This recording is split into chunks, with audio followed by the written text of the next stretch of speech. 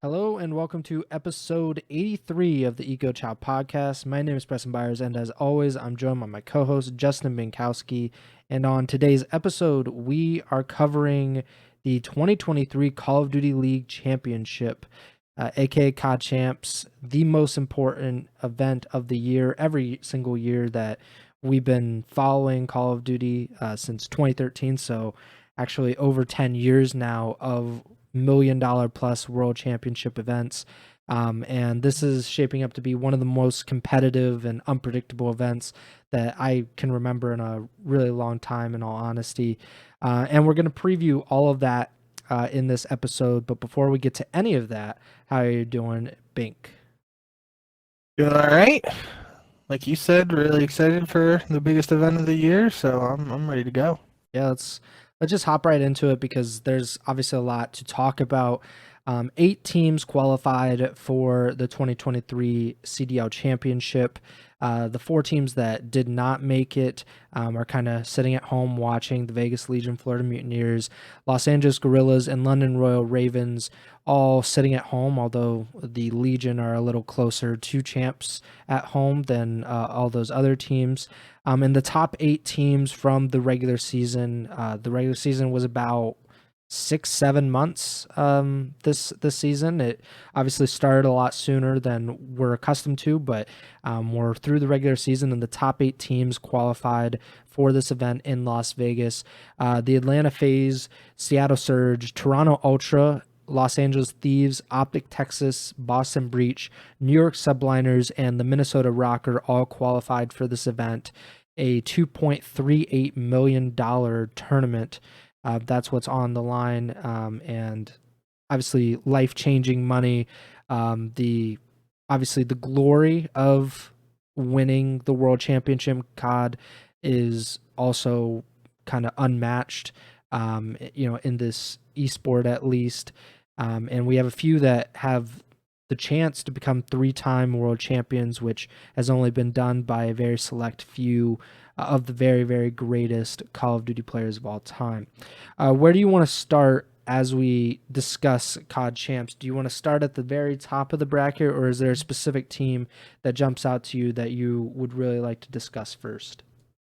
I think we can go match by match real quick, and then if we want to go deeper into any of the teams, we can during each matchup and do it like that. Yeah. So let's start with the first match, or the very top match at the bracket.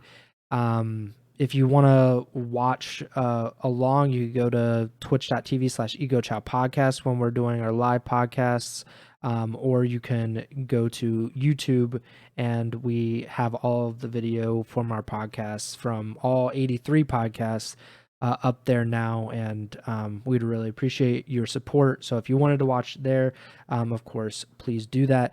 Atlanta FaZe versus Seattle Surge, a kind of a mini rivalry, in all honesty, from the past few years, because it seemed for a little bit there that every time Atlanta would get some momentum, the Seattle Surge would kind of bring them back down to earth a little bit.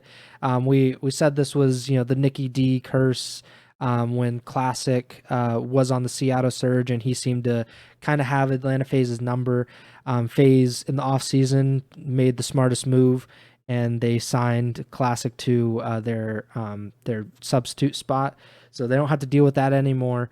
But we still have some, there's still a lot of very good players in this series on both sides. Maybe depending on who you want to say is the best, but I think, Pred and Celium, we talked about the MVPs and the All-Stars last week, and both of those players are like on the tip of your tongue, at least, of, the very best players, some of the best statistics, at least. They seem to impact the winning of their teams, more than most players. But Atlanta FaZe versus Seattle, I think most people would, off the top of their head, say FaZe over Seattle, especially with how much the Surge have struggled this year. It's been a really up and down year, and more down than up, in all honesty. And that seems pretty crazy to think about, because Major 1, they get to the grand finals, they look really, really good. We talked about OpTic trying to lure away Pred from Seattle, trying to buy out his contract when everything was kind of going wrong in the OpTic camp. And I said, and I still maintain that if you have a chance to win the world championship, you don't sell your best player to a competitor. You don't want to, try to win a championship with anybody else but Pred. And it's been really, really bad for them pretty much since I said that. They were second at Major 1 and have not made a grand finals of a major since then. And at Major 5, they were a few match wins away for the Vegas Legion from not even getting to champs. Just a really bad season overall. What are you thinking as we talk about the FaZe versus Surge series? Like, where's your mindset at heading into this match? Yeah, I mean, sorry, excuse me. Speechless. For whatever reason, I have brought it up multiple times on podcasts recently and just since it's happened. I don't even remember what event it was at this point now. But that one match between Atlanta and Seattle where it was the Game 5, Round 11 on aBeZy. Seattle is in a 3v2 advantage, and Simp gets a two-piece, gets the first kill, and gets a really, I don't want to say lucky, but he gets a fortunate kill onto Pred when he was weak and had just popped Dead Silence, and goes from a 2v3 to a 2v1 for FaZe, and they were able to take that round 11 to win the series. For whatever reason, that really just has stuck in my mind, and I just keep going back to it. You talked about Nicky D a little bit. Like we've seen historically, just as often as last year, that Seattle has had FaZe's number. But this year, as you noted down here, Atlanta's 4-2 versus Seattle this season with a 14-9 map count. Kind of close in the map count, only a 5 differential. And it's of these matchups we have in the first round, it's the only round where you would say the quote-unquote underdog has more than one series victory against their opponent. So this could be an interesting one. It really comes down to what form Seattle is in heading into this. I think FaZe should be able to take it as long as FaZe is playing their game. Even if Seattle is on top of their game, I still think FaZe is a better team. But that's this is champs. There's no easy matchups here. This is gonna be a dogfight if both teams are firing on all cylinders. And I'm looking forward to that showdown.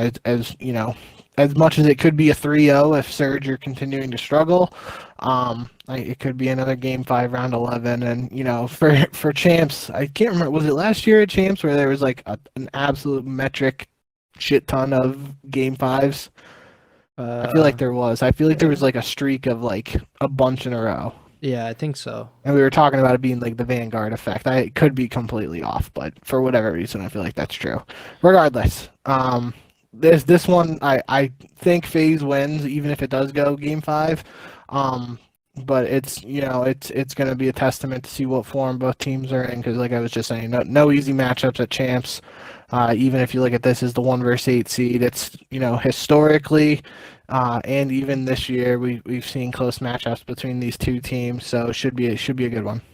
Yeah, I think the differences between the teams from this year and last year are just it's so different. But the dynamic between the two, it's even hard to compare, to be honest with you, just because if you look at the wins, the match and modes, the win losses from last year, Seattle was about 500. They were about or above 500 in every single game mode. Their best game mode was probably Control, but they were right in line with their hard point as well. So they were across the board, I think they were just a very consistent team. There wasn't a game mode that any team could exploit consistently, and that's just not the case this year. It's been putrid at times with the search and destroy. They have lost more than double in search and destroy. So they've won 16 search and destroy maps. They've lost 33. So that's really bad. Like, not it's I don't know if it's the worst in the league, but it's definitely got to be up there. It's been so bad for Seattle and search, and that's really been the thing that's held them held them back here.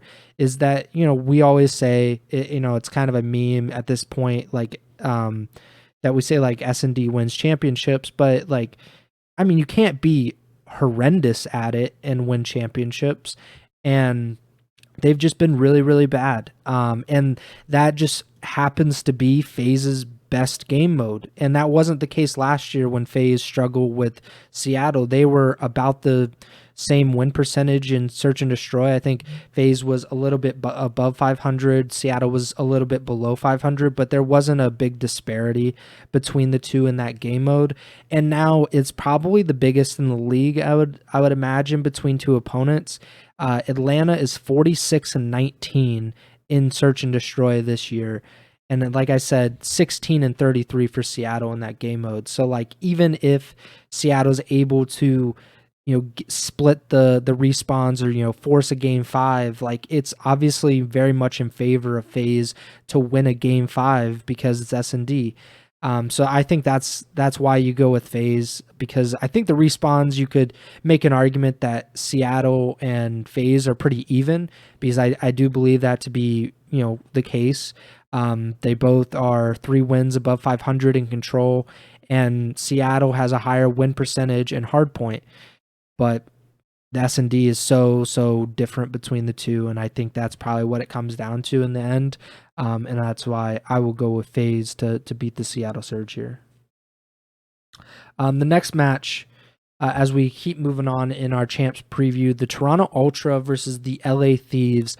Not something that I expected a 4-5 matchup to be honest. LAT, defending world champions, so a year ago, they won this event, winning their first world championship in organization history. The Toronto Ultra are looking for their first world championship, probably with the Rookie of the Year on their roster, Scrappy, and a team that has been, you know, in the top half of the league pretty much since pretty much like what Insight came in to the lineup in like 2021. So it's been about 2 years of being a good to great team. They weren't that great last year, but still above average, I think. And this year they won a major. They've at times looked like one of the best teams, if not the best team in the world. And at times they've also looked a little shaky. And the exact same sentiment could be said about the LA Thieves. Despite winning a world championship, they have not looked like the defending world champions for a good bit of this season. At times, they've looked really, really good. And what was that, Major 3 or Major 4? We were kind of hyping them up, saying, oh, here comes LAT. They're hitting at the right pace. It looked like the exact same formula that they had last year, where they pick up, several wins in a row. They win a championship or a major championship, and then it looks like they're just going to keep the ball rolling. And then the ball kind of just stopped, and we weren't exactly sure why. They started the last major in the losers bracket. They did end up winning a few matches, but it wasn't anything convincing, other than, like, you know, OpTic obviously played horribly against LAT. I don't know how much to put that on OpTic or LAT. And I believe they played London in the other match, so like not a big win or anything. So where's your head at? Because I think this is the most interesting match of the first round, I think, by far, just because they're like, both of these teams have a real shot at winning the title, and like neither one surprises me, but it wouldn't surprise me either if one of these teams gets double first rounded just based on, you know, how things go. Yeah, I'm really excited for this one. You look at the schedule; it's the last match of the first night. So, 4-5 matchup, technically the closest in seeding, and they're saving it to kick off or to round out the first day rather. So, I'm excited for this one. The numbers kind of make it seem like it might not necessarily be the closest match. 4-1 for Toronto in 2023. It is worth noting that Toronto obviously made the change for Hicksy to replace Scrappy during Major 3 qualifiers, I believe. So potentially one or two matches in there that were from before the roster change. But a 12-5 map count nonetheless is pretty convincing for Toronto, and that's kind of highlighted by the most recent matchup in the losers bracket at Major 5 where Toronto 3-0 swept LAT. So obviously with that being the most recent matchup, my head is leaning towards Ultra here. But I would expect, with multiple weeks of prep now, I would expect LAT to have a good game plan coming into this to try and flip the script there. It is worth mentioning too. I'm kind of thinking about it and thinking out loud here. But this is most likely the first time since no, because last year would have had Varsity still on FaZe. Never mind.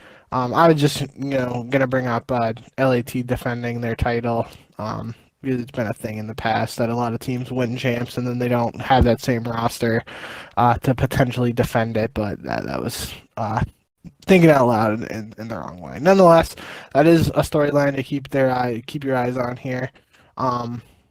Because we were kind of thinking after Major 4, maybe it was a repeat of last year where LAT was hitting their stride at the end of the season, but obviously Major 5 just happened. They just lost to Toronto. So Toronto should have some momentum coming into this matchup in particular. And I just think Toronto has looked better of late, which, obviously you can't really argue too much just in terms of the extreme recency because they literally just played at the last event. But nonetheless, should be a really good matchup either way. I would be surprised if it's a 3-0 either way once again. So excited to see that one shake up, but I think Toronto takes it here. So I looked it up while you were talking about what the Toronto Ultras record is with Hicksy versus LAT.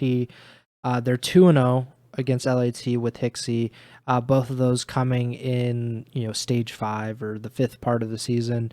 They won 3-1 online in the Major 5 qualifiers against LAT. And then, like you just mentioned, they 3-0 swept LAT at Major 5 to eliminate the Thieves from the Major in Toronto. So 6-1 in map count, 2-0 in series.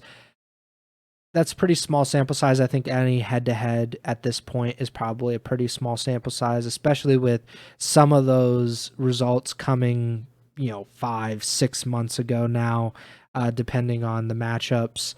I do think if you just look at kind of the maps and where their strengths lie, LAT, an incredible respawn team, overwhelmingly very strong in hardpoint and control, 45 and 31 in hardpoint this season, and 30 and 18 in control. And that's probably dragged down quite a bit by just how poorly they did over the past month and a half since Major 4. They lost 4 straight matches online and then won 3 straight matches, all sweeps. The last match of the last qualifier match, and then won 2 straight on land before getting swept by Toronto. So I think they can't be counted out ever, just because they are very, very strong in 2 game modes, and they're about 500 in search and destroy. Toronto is pretty similar in that regard. They're not as strong in hardpoint, but they're still an above 500 team.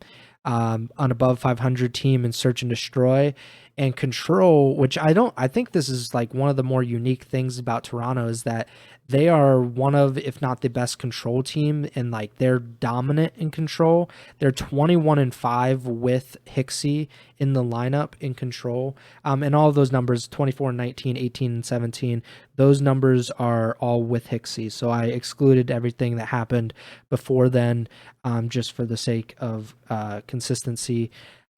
So if you look at those numbers, you would probably think that, like, if Toronto's able to steal a Control, obviously, like, even if LAT's winning that hard point, then it's going to come down to the searches, and maybe the second hard point is going to be a big deal. I think they just match up really well against each other. Even though Toronto seems to have the edge if you're just looking at the head-to-heads. But it's also just really, really hard to not pick LAT, right? Because they're defending champions. We saw at Major 4 what they could be if they are hitting on all cylinders. It's just that they haven't hit on all cylinders for most of the season. In Toronto, kind of the same deal. Major 3, they looked really strong. And at Major 5, they looked really strong. I just don't know if... I don't know who I should pick. Who are you leaning toward here, LAT or Toronto? I'd take Toronto. Okay. I think I'm gonna go with Toronto as well. I don't feel good about it, and this is the one that I'll be, like I said earlier, be really interested, be the most interested in, just because they seem to be the most evenly matched teams in the first round. But I mean, we've seen LAT make those loser bracket runs before, so if they did get knocked down to the losers bracket, it would not surprise me one bit to see them fire back and win 3 or 4 straight matches and kind of put themselves in the discussion for world champion again. But has there been a team that has won back-to-back world championships? I don't think so, right? So there's No. They would be the first if they do it. Obviously, they kept the same exact roster from last year, as they should, and they kept sticking by their roster despite some I wouldn't say disappointing, but just kind of like underwhelming results this season. So if they became the first team to win a world championship with the same roster back-to-back years, that would be incredible. It's just going to be a very, very tough journey for them to do that. Next match, we have OpTic Texas versus the Boston Breach. I think this is probably the most lopsided match, like, on paper. But well, you think about that, like, I think that was my gut reaction. But then obviously Boston outplaced, or they placed the exact same as OpTic at Major 5.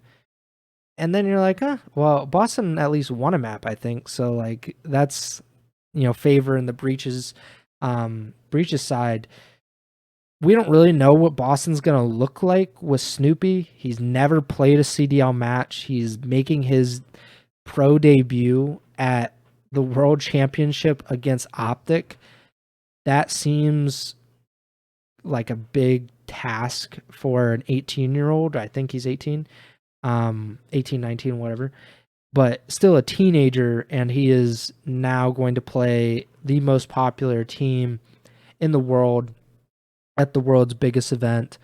I'm gonna go with OpTic. Like, I'm gonna ignore everything that happened at Major 5, like, for this specific match, because neither one of these teams can be seen as, like, I don't know, like, solid, so to speak. Like, OpTic obviously 0-6 map count at Major 5 after going 5-0 in the Major 5 qualifiers. I don't know what that's about. Boston lost to London at Major 5. That's horrific. And they now have a rookie making his debut at the final event of the year. I think those things kind of cross each other out, and then it just comes down to what have they been able to do the rest of the season, and OpTic has obviously been the much better team than Boston, so I'm going to go with OpTic Texas over the Boston Breach. Yeah, I'm gonna go with OpTic too. I have a lot of thoughts here, so I'm gonna try to Yeah. rapid fire some stuff real quick, just so I don't forget anything that's on the top of my head. And then I'll go a little bit more in depth. So, um, you just mentioned, real quick that obviously, see, I'm already forgetting how you worded it, and that's why I wanted to, uh, phrase it. But whatever you said made me just think of, like, uh, we don't know how OpTic is going to play, but at the Yeah. same time, OpTic doesn't know how Boston is going to play. There's literally no gameplay for them to watch of this four-man squad of Boston together. There's no VOD they can review. They can look at challengers, VOD of Snoopy, but nothing unless they somehow have scrim results. There's no way for them to watch VODs or know what the map set is for Boston or anything like that. So that could be somewhat of an advantage for Boston, as much as an advantage as you can actually like think it is. Hmm. That's up for debate, sure, but in some form it is an advantage in my opinion, no matter how small it might be. Um, at the same time, I kind of teased it at the end of last episode, and you were mentioning here with the drastic differences and stuff. OpTic have to be the biggest wild card at this tournament right now. Hmm. Um, I feel like you can make a case for maybe Boston for the reason we were just saying, because we literally don't know what to expect from this four-man squad. Yeah. Um, but in my head, OpTic have to, have that designation just because we have literally within the last month seen them go undefeated in online qualifiers and winless on LAN. Yeah. So it is just a huge question mark now around what OpTic we're gonna get. And Hmm. Green Wall fans might be looking at this matchup on paper. Oh, we're playing Boston. We're playing a young kid. Um, Making his CDL debut, yada yada. Like they might be thinking it's a really good matchup, but that's really going to come down to what OpTic shows up, and um, adrenaline's going to be flowing for Snoopy. Obviously, I don't know him very well or anything like that, but you just got to imagine as a competitor making your debut. Sure, there might be some nerves there, but you literally can't ask for a bigger match in your CDL debut to literally be against the most popular team at the biggest event of the year. Um, so it's a really great opportunity for him to showcase what he can potentially do. Um, let's see, I already feel like I forget something I wanted to bring up, but I just know there's a lot of as much as some people might view this as a lopsided match, which I think is something you even brought up when you were talking. Um, there's a lot that could go on during this match, and there are a lot of question marks around both teams just because we literally don't know what form OpTic are going to be heading into this, and we have no idea what to expect from Boston with this new squad. So really, really interesting. I'm also going to pick OpTic for this just for the sake of picking OpTic and, you know, having somewhat of a little bit more known quantity than this new Boston squad, but I'm excited. I feel like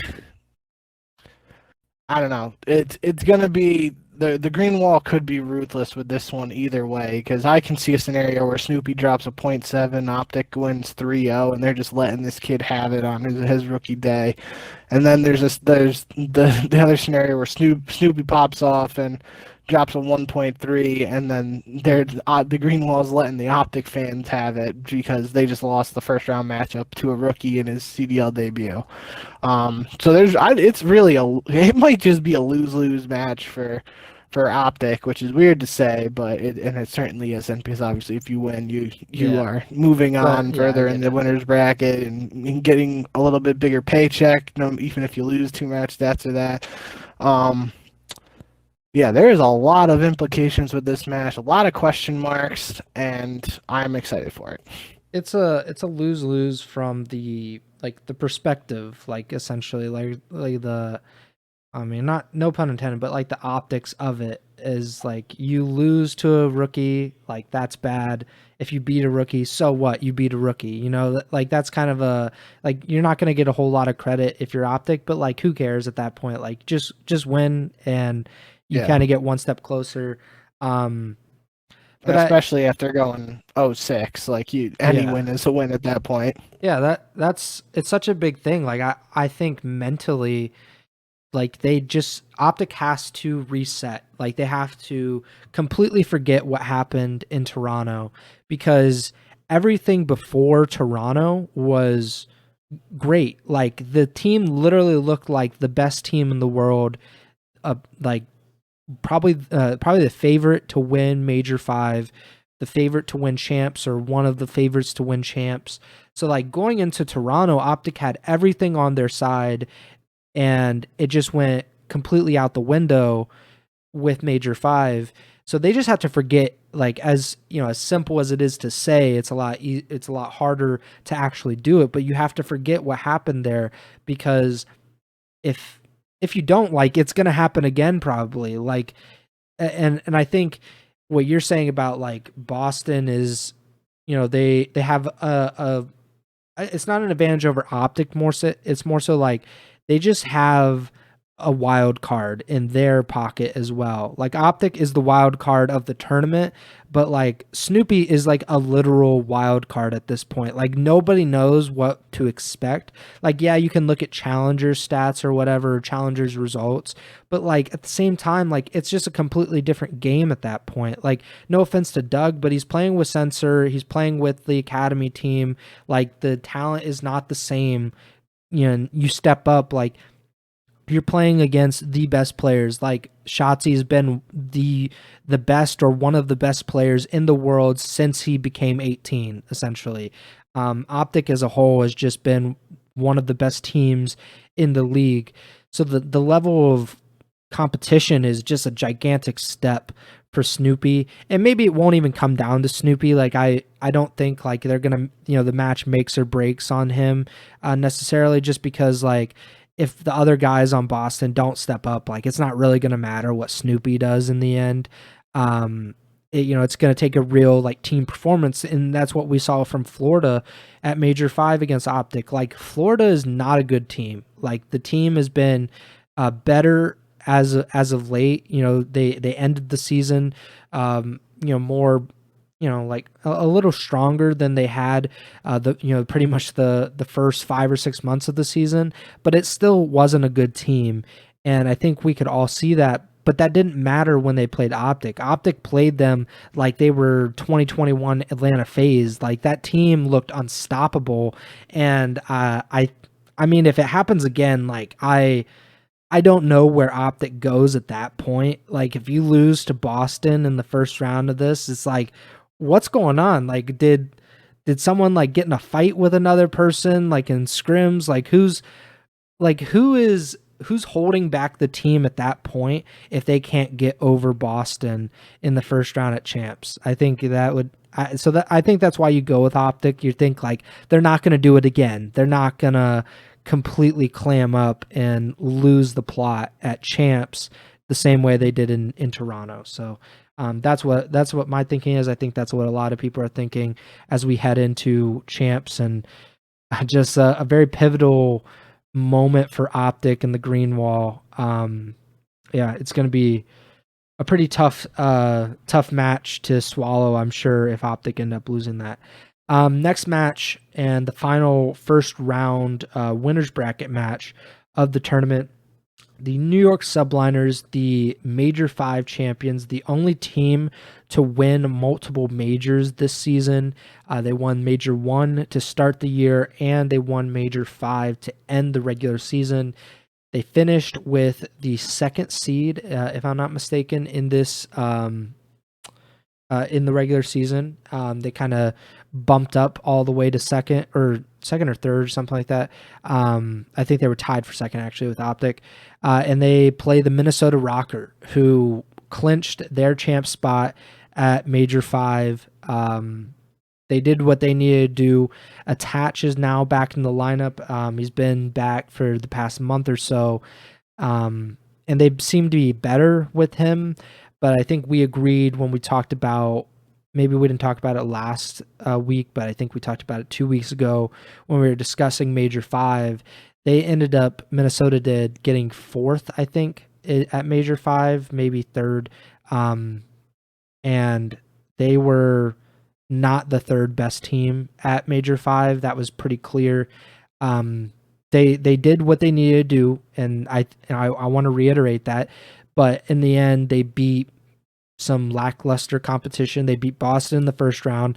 Boston ended up losing to London in the losers bracket, so that kind of gives you a sense of how well the team was doing at that point. I believe I should probably just look it up instead of trying to. Florida. Yeah, so then they beat Florida because Florida beat OpTic. And at that point, it's like, okay, you're guaranteed top 3 with those 2 wins, but they beat 2 teams that, I mean, didn't. I don't want to disrespect Florida because they actually did something very difficult in beating OpTic, but Florida's obviously not at champs, and that team will not be the same heading into next year. So it's just like almost. Yeah, we're going to Spain essentially for that roster. It's just like the results don't match up with the placing. Minnesota is a good team, I think, at its best. They could probably get another top 3. Like there's a chance in here that they beat, like if they somehow pull off an upset over New York and Boston pulls off another upset against Boston, like it might, or Boston pulls off another upset against OpTic, like it might work out in their favor again. I don't think it will, so I'm gonna go with New York. But like, yeah, I don't like talking bad about these teams, but I just think like it's pretty obvious that despite a 3rd place finish, Minnesota is not really anywhere near the top 3 coming into champs. Yeah, I think, looking at Minnesota's Major 5 run really sums it up. Beat Boston and Florida, like you just said, then they lose to Atlanta and New York 3-0, 3-0. Those are the 2 finalists. They played very close in the finalists, but yeah, like you said, and we talked about last show, Minnesota get top 3 at Major 5. We're not the 3rd best team at that tournament in both of our opinions. I think that's very safe to say. But like you said, kudos to them. They got the job done, and they're here in this position to have us even talking about them at all at Champs, which, a couple weeks ago, it looked like potentially they might not even be here. So excited to see what this team is capable of. It's been, limited sample size for the new squad, but with Attach back in the lineup, it seems like they've been playing better. Obviously, a 3rd place finish is better than when they went on that winless streak. I think at Major 3 qualifiers in Major 3. Nonetheless, like I was literally just saying, this was Minnesota New York is a rematch of the losers bracket finals at Major 5, and New York won that one 3-0. So I am definitely taking New York in this matchup. And it is worth mentioning New York were just extremely hot. Obviously, they win this whole tournament here at Major 5, but they were on an absolutely wild loser bracket run where they had 4 sweeps and 5 matches in the loser bracket, and the only team to win a map against them down there was Toronto, who coincidentally we were both saying was probably the actual 3rd best team at Major 5. And that was a thing we talked about last time too. Toronto beat New York at Major 5. They played them in the first round of the winners bracket, 1-3-2. And that set up New York's crazy losers bracket run to the grand finals, where New York along the way had to beat them 3-2. So it was 5-5 in map count for Toronto and New York, which just shows how close both those teams are and how close Toronto was to the team that eventually took the whole thing.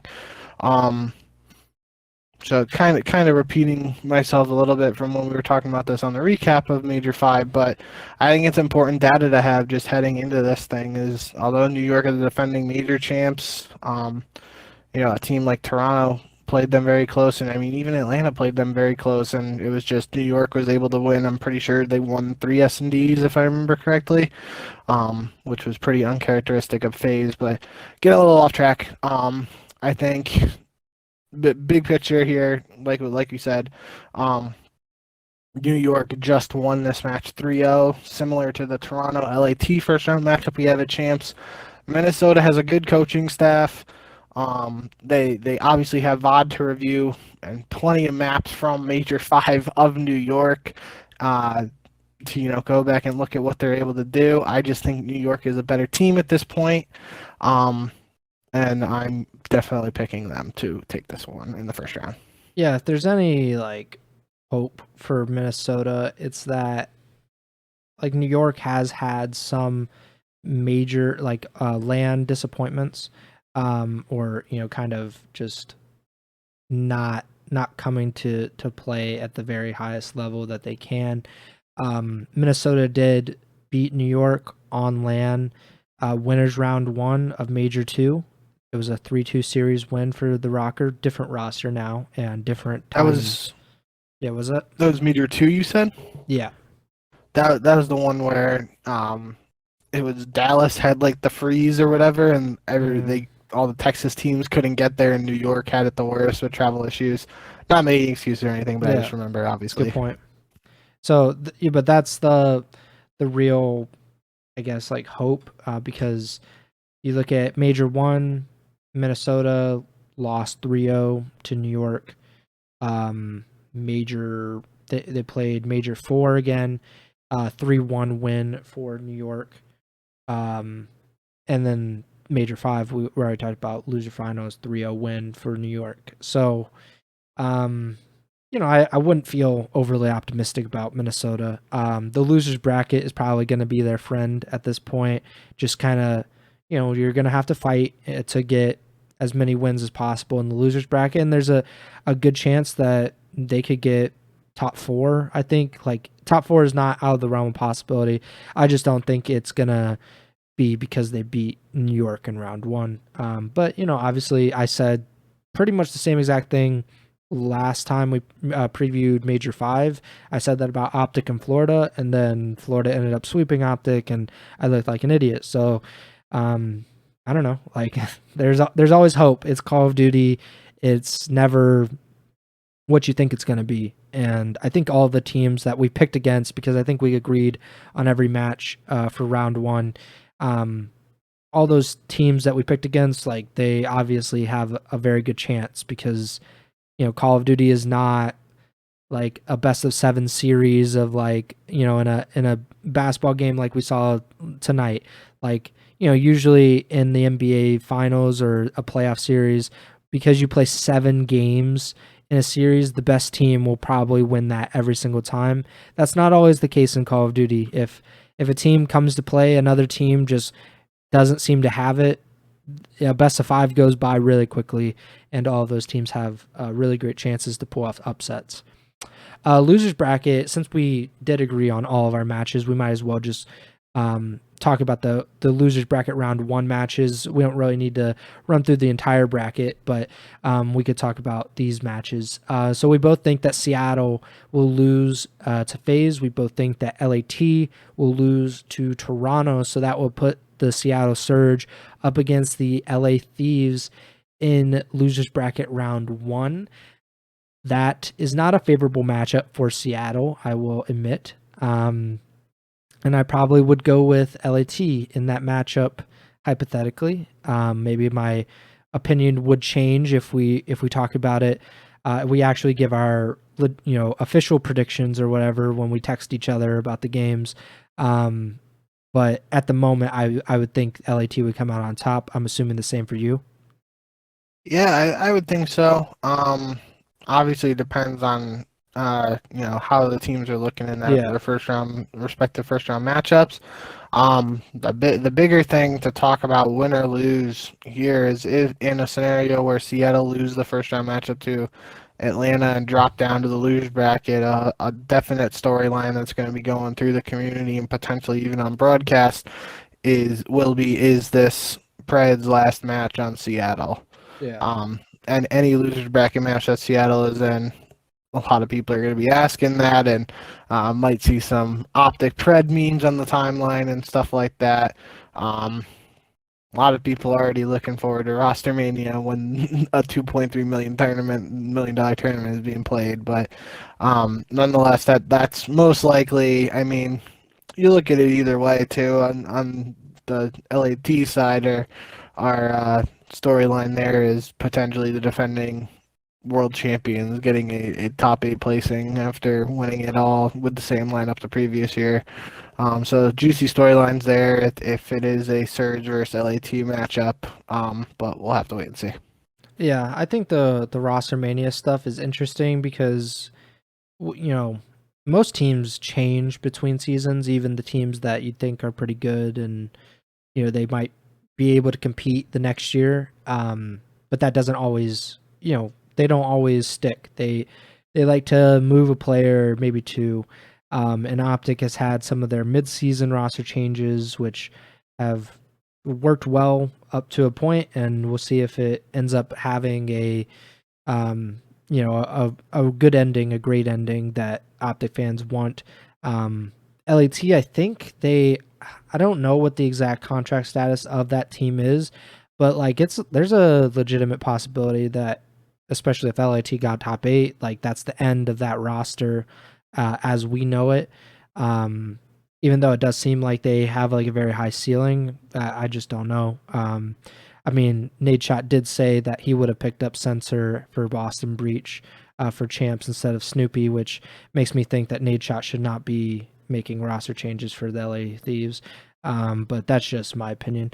But yeah, I think the OpTic Pred stuff it's going to definitely be a meme. I think commentary should not bring it up because I think it's a little disrespectful to Seattle and their hopes, but I don't think the COD casters really give a damn about being respectful and tactful. It's going to depend on who is casting the Seattle Luge bracket match. If it is Miles, I would not saying I would bet on it, but I would be surprised if Miles didn't make a joke about it at some point. But, it's like minus 375 odds at that point.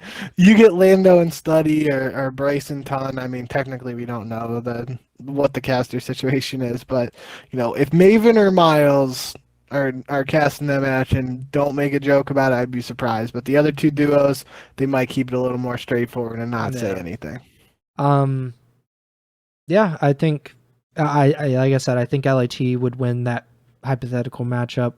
Of course, we will make our predictions when the match actually happens, kind of get a feel of things, because who knows if LAT gets just stomped by Toronto and Seattle gives FaZe a really, really hard fight in round 1, then maybe our prediction will change.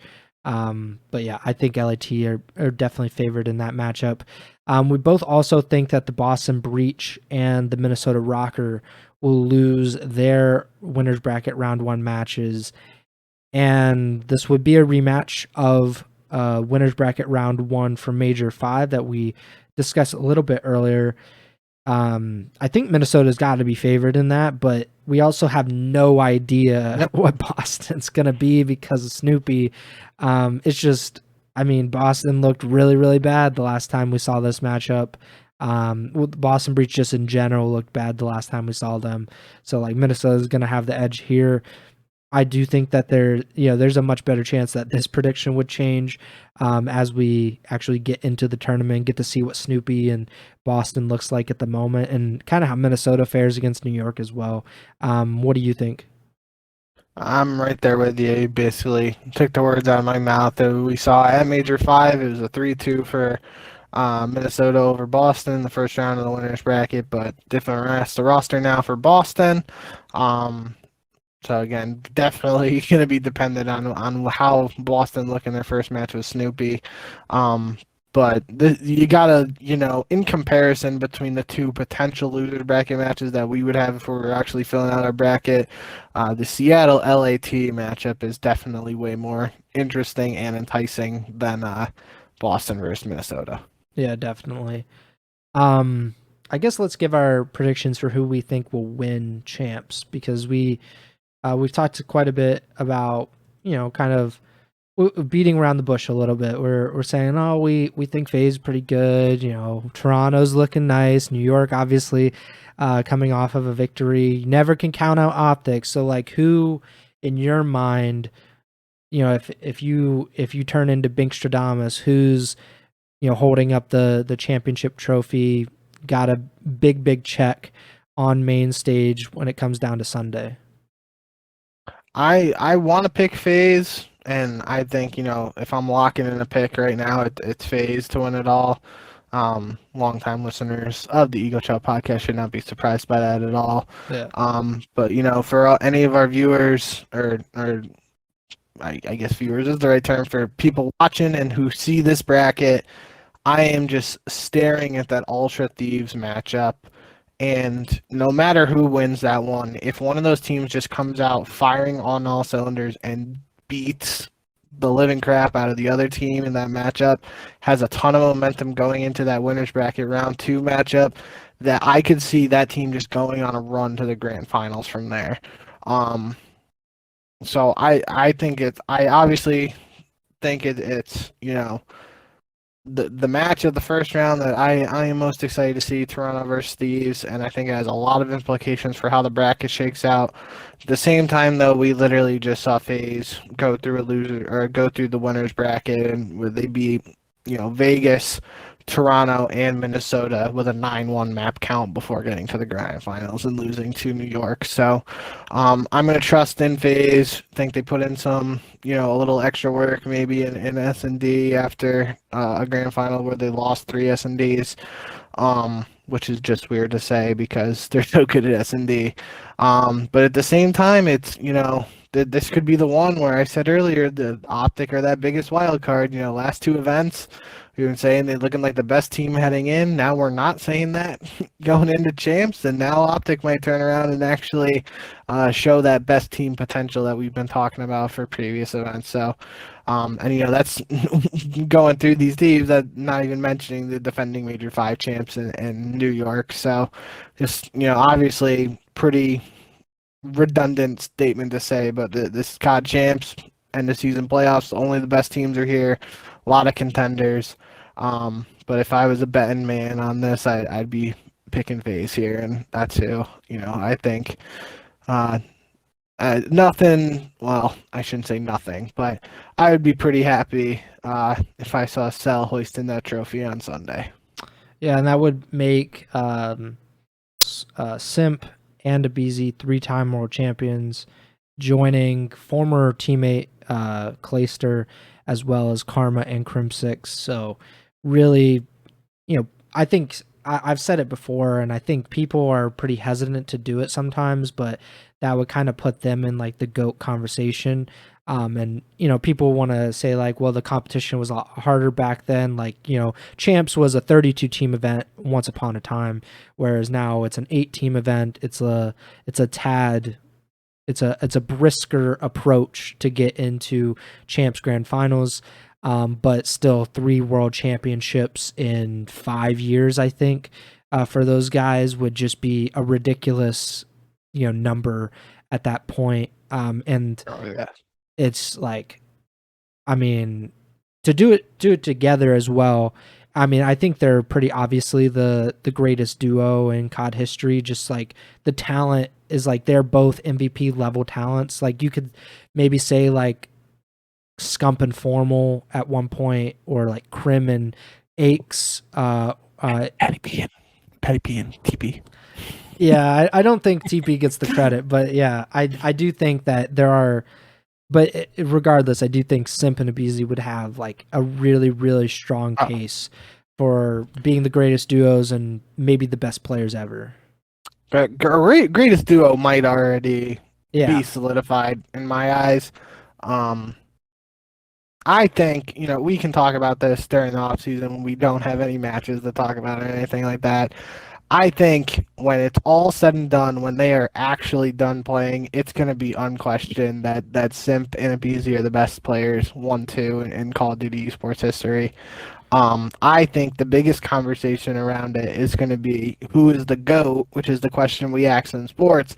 If they play their entire careers together, it's going to be really tough to separate them unless like individual accolades really start sliding one way. Because I just know, I go back to that Cold War season, I was so set on aBeZy getting season MVP, Simp ends up taking it, and then in Champs, I like the numbers just scream that Cell should have been the Champs Finals MVP, and aBeZy gets that. So it's part of just that team being so good is that I don't think the individual accolades are so stacked. You can probably say a regular season MVP is slightly more meaningful than just a grand finals champs MVP. Yeah. That's another debate entirely we could have, but I think when it's all said and done, they're going to be 1-2. The question is going to be who's 1 and who's 2, because I don't think, especially in sports, there just really isn't a comparison where players played literally their entire careers together. You can look at MJ and Pippen, but Pippen isn't in that conversation for 1-2 like Simp and aBeZy would be. Even Shaq and Kobe, Shaq went on to different teams after it. So it's really tough to find a comparison, but I think that unless there's something wild that happens and they split up and go to different teams, if they play their entire careers together, that's going to be the bigger thing, is who's actually 1 and who's 2. I will say, and as much as I have, pulled for aBeZy in the past, one thing that could push him over the edge is he had that grand finals appearance with United when they lost to OpTic at Vegas in Black Ops 4 when Simp was still 17 and he wasn't on the team yet. Mm-hmm. At the same time, aBeZy had that. I think we looked it up last episode. It was top 24 or something at World War II champs with Enigma 6. So as much as the extra grand finals appearance could help aBeZy, maybe a top 24 finish at champs, which Simp obviously doesn't have, could hinder him. That's just semantics, though, at this point. Yeah. But I think that is definitely something we can talk about more in depth and dig into in the off season.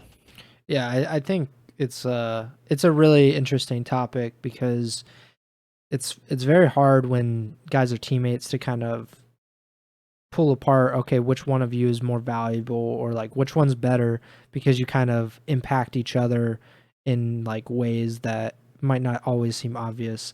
The only like real sports comparison that I can think of, and obviously it's more of a hypothetical one, would be like if Magic and Kareem had played their entire careers together, because Kareem had kind of like a first his first half of his career was before Magic, and then they won a ton of titles together once Magic got to the Lakers. But if they had been together from the very beginning, it would be very difficult to be like, okay, one of you is much better than the other.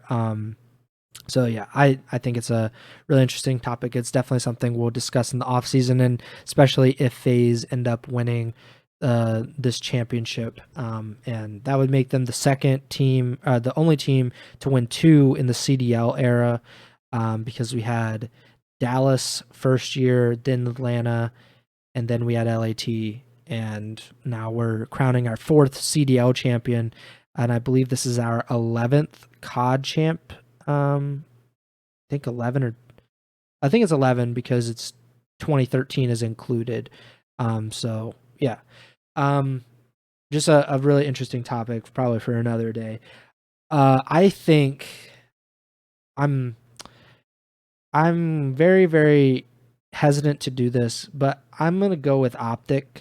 I don't feel good about it at all, but if the OpTic that I know can show up, if they do show up, they should win. The New York matchup will not be easy by any means. If OpTic and New York both win their first round matchup, I think OpTic versus New York is a really, really tough series for either one of them. But I would favor OpTic in that. And then it's about who they would play in winners finals. And I think it'll probably be FaZe if Atlanta and Toronto both win their winners bracket matches. And we've talked about it, several times this season. OpTic has had FaZe's number this year. Like, it hasn't even been close. They haven't played in a little bit now because, they just, I think the last time was at Major 4.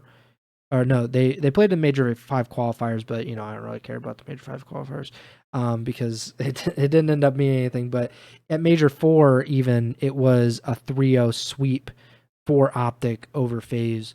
So I would go with OpTic in that hypothetical winners finals. And then it's, okay, who's going to come through the losers? I think Toronto, New York. The only problem is LAT. Like, I really think like if LAT makes it to grand finals against OpTic, it's a really, really tough matchup. And LAT did get the better of them in the Major 4 grand finals. I believe this is going to be a best of 9 grand finals at Champs. If I'm not mistaken, I thought I saw that. Yeah, according to the bracket, it is. Wow. Yeah, so it'd be a best Did of they 9. do that last year? Do we even have 9 maps in the mode this year? I don't think I think it's just gonna be like all hotel. Like, I think they're just gonna be like, yeah, we're playing that map 9 times. Yeah, I can never really remember what we do for. It was 5. LAT won 5-2 last year against FaZe. Interesting. So winning 5 means it was the best of 9. Yeah. So. But I think all of the events last year were best of 9 in the finals. Let me look. Might be the case. Major 4. LAT beat New York 5-3. So yeah. Major 3. Yeah. So. It was 5-3. Yeah. Best of 9 is kind of a different ballgame, I guess. I don't know who that favors though. Like, I'm not really charting their maps and modes against each other, and like I'm looking right now. There's 5 search maps, 5 hardpoint, and 3 control. So that's 13 map mode combinations, which means that doesn't make sense because it'll be 3-3. No, not 3-2-3, but 4. It'll be 3 hard points, 4 searches, and 2 controls probably, if I had to guess. Yeah. And I don't know, like, it means 4 searches for OpTic, even though I know OpTic isn't bad in search, but like, it always. We're gonna have to talk about this after I actually see how the vetoes shake up, because that could be an entirely different thing. If there's only 9 map and mode combinations this year, if there's only 13 possible map and mode combinations this year, the best of 7 suits that better, because that means the veto process is actually played out a little bit more. But now there might be even less of a winner's bracket advantage for the winner's bracket team if you have to play the best of 9. That takes away a potential veto. We'll definitely bookmark that and talk about it next week. Yeah, it's less about the advantage of like what the vetoes are. It's essentially like, who has the bigger map pool? Like, which of you are more like complete in these game modes? And I don't really actually have a problem with that. Like, I do dislike that there isn't an advantage for winner's bracket, just because it kind of feels like you were undefeated and you could still end up losing this tournament, even though like you didn't technically lose a match until grand finals. But that's like a personal thing. But I don't really have a problem with like a best of 9 where it's like you're just going to play all these maps. Like, which one of you has done your homework? Which one of you has really taken the time to get accustomed to like all of the maps that we have in our at our disposal? But yeah, OpTic, getting back to OpTic, it's a shaky pick at best, because I do think they will end up beating Boston. Like I said, New York is a tough match for them, but I do think they can beat, and they should beat New York if they're actually playing to their level. And then LAT is the only kind of wild card here. Like, if LAT ends up beating Toronto and FaZe and they get to winners finals, like that would scare me if I was an OpTic fan. But I think FaZe probably ends up in winners finals at that point, and I would pick OpTic over FaZe.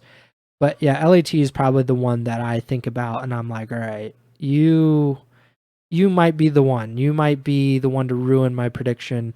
But that we don't really know what's going to happen. I think that's the beauty of Champs, is it's very, very unpredictable. This tournament in particular is probably the most unpredictable that I can remember. There's probably been a few of the like pre-CDL champs where you didn't really know what was going to happen. And 2020 was kind of unpredictable in the sense because it was first online champs, and FaZe had been so dominant throughout the season, but then Talus was very, very good at the end of the year. But 2021, I think we all knew FaZe was going to win that. Last year, LAT appeared to be the favorite, ended up winning the whole thing. Maybe that'll be the case with New York. I think they're probably still underrated just because there are so many good teams at champs that it's very hard to say like, oh, New York is definitively the favorite when FaZe is right there, Toronto, LAT, OpTic, like those teams stand in their way of winning world championships. But yeah, I think OpTic ends up winning it. I would probably say if OpTic wins, then probably Shotzzy wins finals MVP or champs MVP. I think it's for the entire tournament. If FaZe wins it, did you end up picking FaZe or officially? So if FaZe does win, which of those guys do you think ends up winning champs MVP? Sal? Yeah, I'm gonna say it again, but I said it earlier in the show. I said it when I thought the numbers supported it too for Cold War champs, and then aBeZy ended up taking it. There's really no wrong pick with any of those guys, though, especially if any of them have just massive series in the grand finals. It's more likely than not that person would do it. But so especially based on our conversation around regular season MVP, Cell had, I believe, the highest overall KD the league this season. But we were going through the votes last week and stuff like that, and saying how the Major 5 championship gives Hydra his second event win and first individual MVP for a tournament of the year. That kind of pushes him over the edge in my eyes, at least. So I think, end of the day, if it shakes up that way where Hydra gets regular season MVP and then in a world FaZe wins champs and Cell gets champs MVP, I think if you had to ask Cell, he's a man of not many words, but I think if you had to ask him, I think he'd be okay with that end result there. Yeah. He'll be head glitching the podium with the trophy probably. I think it'd be funny if Old Man Slasher ended up getting champs MVP. Just kind of Celium and aBeZy and Simp have gotten so much love over the years, especially like the past 2 years. Well, I guess really since the CDL started. But then Slasher just like, yeah, that's actually mine. I mean, it was kind of like 2020 when like Crimsix was not the best player on the Dallas Empire. Like it was pretty obvious, but I think he ended up winning champs MVP, and that's just how it goes. I don't think it actually, like, we maybe at some point we will look back on these awards and we will kind of I don't know, like put more importance on them, but they don't feel very important at the moment. Like something like the NBA Finals MVP feels a lot more important to like a player's legacy than like a CDL Champs MVP does if like Celium wins. Like I'm not sure how much that does for like his quote unquote legacy. Because we already know he's a great player and definitely one of the very, very best players that we've one of the most talented players we've ever seen. But yeah, that about does it for our champs preview. I don't know if you have anything else before we get out of here. Just on that Slasher point real quick. That would be massive implications for the Patty P versus Slasher debate, though. Slasher gets that second ring. I don't know how much Patty P is going to be able to hold it over him anymore, but Patty P would probably joke about him getting carried by the tiny tears and stuff like that. All that aside, I think we did a pretty good job breaking down all these matchups.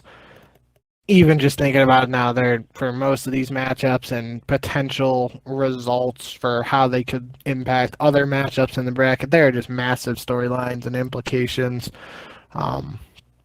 throughout the entire tournament. And then we're definitely going to jump right into the off season, and it might seem like the season is ending, and obviously it is, but the entertainment for COD fans definitely isn't coming to an immediate end, in my eyes at least. Yeah, it's been a fun season, a weird season just because of the different schedule, pushed up and everything, but much better. Like I think the viewership has been just incredible. if OpTic ends up making it to Champs Grand Finals, like I don't know what the viewership will be like, but it's gonna be good. I would think at least on Scump stream, if anything else. I don't know. What were you gonna say? Did we wouldn't have talked about the new report for Oh yeah, we didn't. I don't think. CDL, right? Because that would have been after last episode. Yeah, so We can just mention it quick. Yeah. Dixerdo reported that was last week. It feels like literally forever ago now. Let me look it up to me. I don't think we talked about it though. No, we definitely didn't. But Dixerdo reported pretty similar report to what they put out. I believe it was in March, maybe February, that the CDL had agreed to go back to YouTube after this season. So after Champs, pretty much the CDL would become exclusive to YouTube gaming again. The matches would be streamed on the CDL YouTube channel, just like we'd been accustomed to before this season. But then there was a lot of kind of blowback. People upset about that, understandably, about kind of moving away from Twitch, moving away from the co-streams that have become very popular. But also Hex, obviously, if you're listening, OpTic gaming co-owner or co-founder, I don't know what his exact position is anymore because of, fake OpTic and all that stuff. But he's involved in the OpTic organization in some capacity, and he said that that the report could not be true because they had an owners meeting, I think this week, like the week we're talking about it now, probably around Champs, that they had an owners meeting and that they were going to talk about this and push back against a potential exclusive deal with YouTube because it was not in the best interest of kind of the long-term goals, the viewership, namely. And obviously OpTic has a very, they have a vested interest in this specifically because Scump and Methods and the OpTic guys, they co-stream and are the most popular co-stream, and going back to YouTube exclusively would probably cut them out entirely, and that's not something they want, and not something that fans want. I don't know if you had anything else to add, and Nadeshot had some comments, but I will let you take over.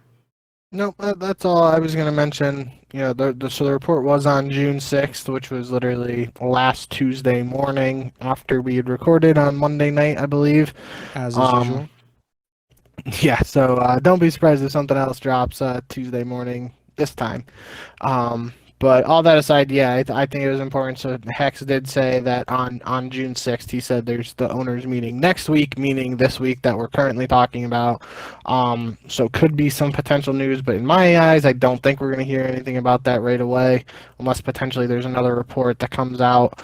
But I was going to mention the Nadeshot tweet in your article, which you did a good job of compiling some reactions from the community and stuff.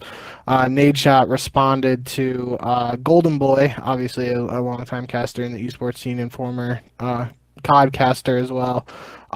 He did like the clapping emoji between every other word, saying media rights are important for esports to make money. And Nadeshot replied, "You would be shocked by how little the CDL is being paid for exclusivity. I promise you the juice isn't worth the squeeze on this one." So no matter which side of the fence you lay on, if you want to see the CDL stay on Twitch, or you think media rights deals are positive and going to YouTube would help the league's longevity, it is worth mentioning that Nadeshot kind of makes it seem like it might not be as lucrative as a deal as some people make it out to be. Again, obviously without knowing the numbers or anything like that, it's hard for us to say anything other than that. But yeah, I think it's just worth mentioning that the original report from Dixerdo of a mid-season switch to exclusivity on YouTube came at Major 2, so that was in February because I was at Boston when it happened. And then obviously we did halfway through the season, I can't remember if it was at Major 3 or Major 4, we brought in YouTube this year so that matches were streamed on Twitch and YouTube simultaneously. Mm-hmm. But yeah, it's probably going to be something that, if we don't hear anything at Champs, about next year is just going to be something we're looking out for all off season as we're combing through roster moves and all that stuff. Just, going to be looking forward to seeing how things shake up in that regard. But at least Hex tweet, if there is a league meeting and if they are voicing against the idea of it only being on YouTube, you would imagine that there could have potentially been a similar meeting or something along those lines from the last report earlier this season where maybe the CDL was leaning towards doing exclusively on YouTube as early as this year, and then they kind of moved to doing this Twitch and YouTube simultaneously.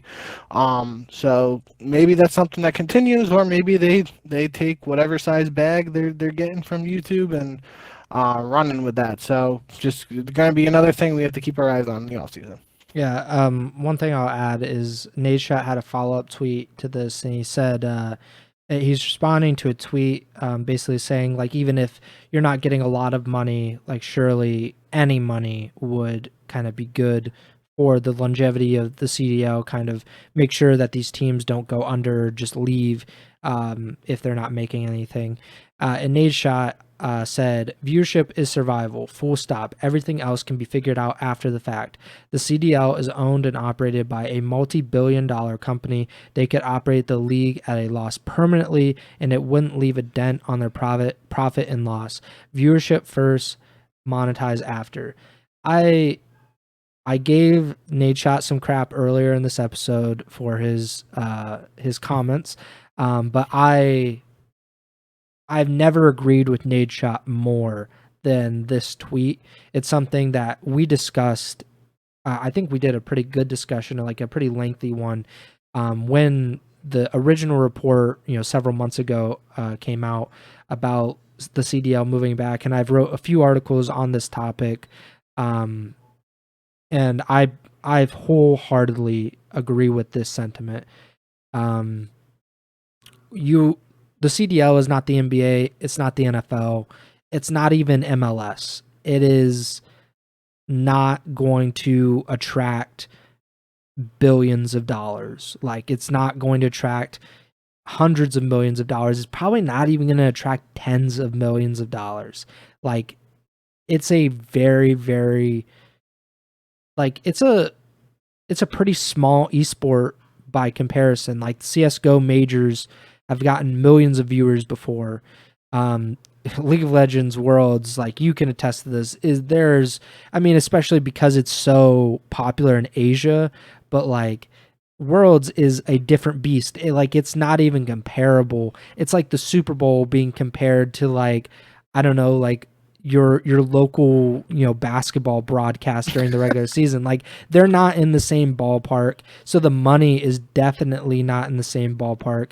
And I'm not gonna pity Activision Blizzard and be like, oh, poor Will Activision, they need to make all the money they can. It's like, they can sell skins. Like, maybe they don't want to make it a content creator skin. I won't get into that, but I don't think that, like, the media rights is not like the big bag. The big bag is like in-game cosmetics. And I think we both can agree that, like, if they made really, really good skins and camos for the CDL teams and kind of like were able to integrate it seamlessly within the game, then that would be the bag. But it's not the media rights.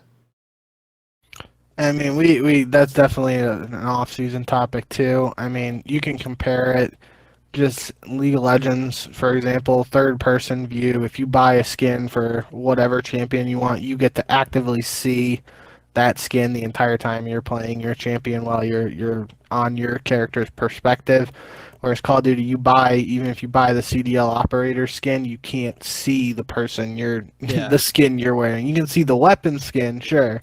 But in terms of operators and we obviously didn't talk about Tim the Tatman and Nick Merckx, but if you bought the Tim the Tatman and Nick Merckx skins while you're actually playing the game, you can't see them. You can see it if other people are wearing that same skin. You can see how it looks, or if you get killed, you can see yourself dying in the kill cam wearing that skin, And then in the pregame lobby, sure, you can see what it looks like. But while you're actually playing the game and trying to shoot bad guys, like you don't get to see that unless you're playing the third person mode, which I don't even know if that was in the full game for this year. I think it was a part of the beta because I remember Jim playing it. Shout out Jim.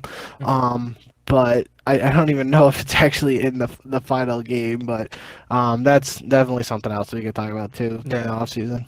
Yeah, like CS:GO has kind of perfected it. Like the what are they, like the stickers, the signatures, like the camos that they have. I think they just call them skins.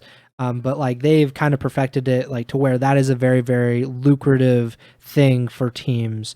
And the CDL, like I believe they did it at one point, right? Like if I'm not mistaken, like they've done CDL camos. Oh, obviously, they did them this year. They did the stickers too with players' names and stuff. Oh well, not very good advertising for it because I don't see it anywhere. But that's just me. Obviously I don't play, so like that's a part of it. But even if you're watching the broadcast, I don't think you would have any idea that stuff is like.